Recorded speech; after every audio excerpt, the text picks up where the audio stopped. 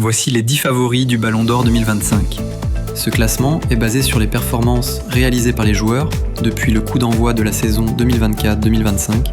Il est établi sur des critères objectifs, après une analyse des performances de chaque candidat de manière neutre et en se mettant dans la peau des jurys. 10. Cole Palmer, Angleterre, Chelsea. Brillant en première partie de saison, notamment en Première Ligue, Cole Palmer était ensuite un peu rentré dans le rang, mais sa Coupe du Monde des clubs de très haute volée, remportée avec Chelsea, fait à nouveau du milieu offensif de 23 ans un candidat crédible au top 10. Élu meilleur joueur du tournoi aux États-Unis, le Blue a marqué les esprits avec son doublé et sa passe décisive en finale face au PSG. Le sacre, également décroché en Ligue Europa, et ses 18 buts et 14 passes décisives en 52 matchs donnent du crédit à sa candidature. 9. Donnarumma.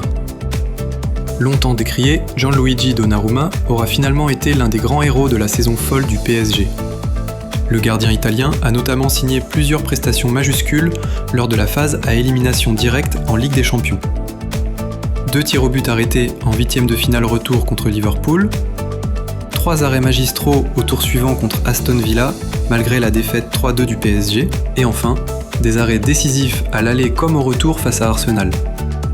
Avec 5 clean sheets en 7 matchs, il a poursuivi sur sa lancée au Mondial des clubs, signant notamment une belle prestation face au Bayern Munich en quart de finale, lorsque le bateau parisien tanguait par moments. 8. Kylian Mbappé. Malgré son titre de soulier d'or européen, 43 buts marqués et de meilleur buteur sur l'année civile 2025, difficile d'affirmer que la première saison de Kylian Mbappé au Real Madrid est complètement réussie. Auteur de débuts compliqués, l'ambitieux attaquant, seulement 6e de la précédente édition du Ballon d'Or, était ensuite parvenu à redresser la barre en étant positionné plus à gauche.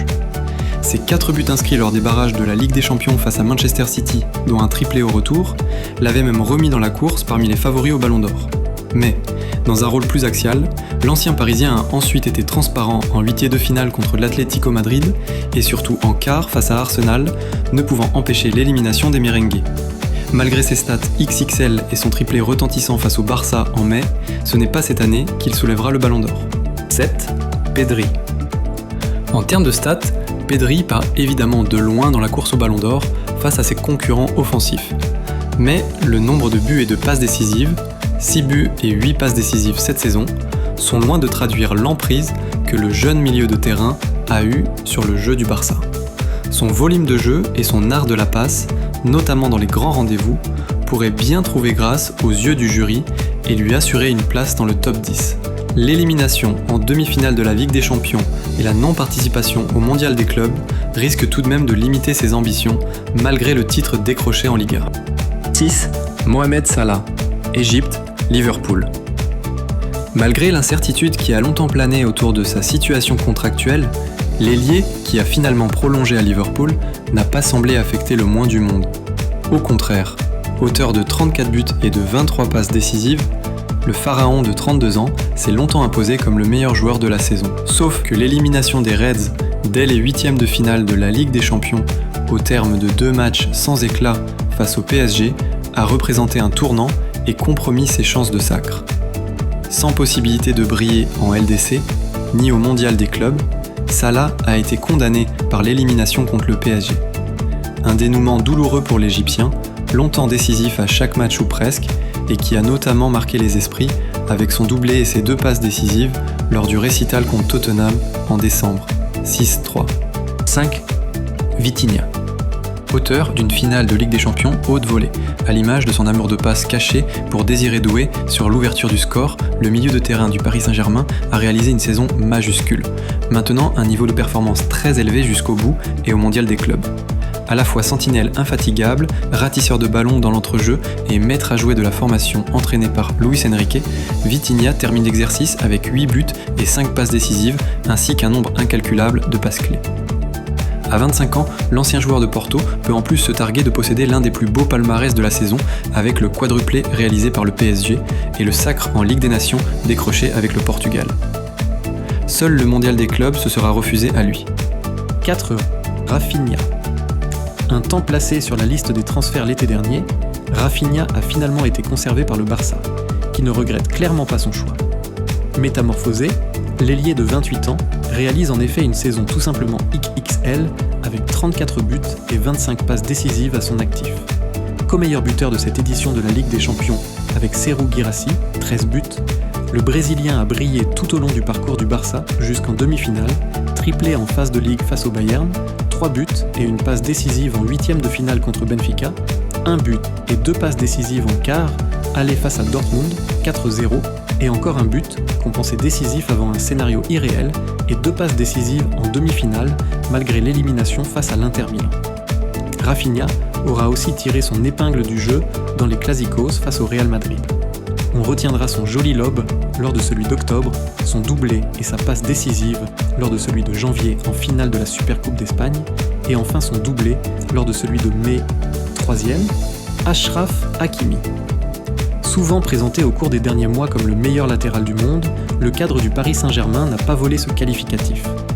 Impressionnant dans son couloir par ses courses, ses projections incessantes et son volume de jeu, l'international marocain de 26 ans, récemment prolongé jusqu'en juin 2029 moyennant une très grosse augmentation de salaire, peut se targuer d'afficher 11 buts et 16 passes décisives à son compteur. Des stats que beaucoup d'attaquants n'ont pas. Auteur de l'ouverture du score en finale de la Ligue des Champions, l'ancien de l'Inter a placé son équipe sur la voie royale.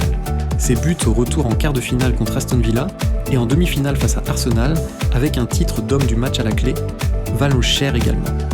Enfin, ses performances face au Bayern et au Real à la Coupe du Monde des clubs auront également marqué les esprits.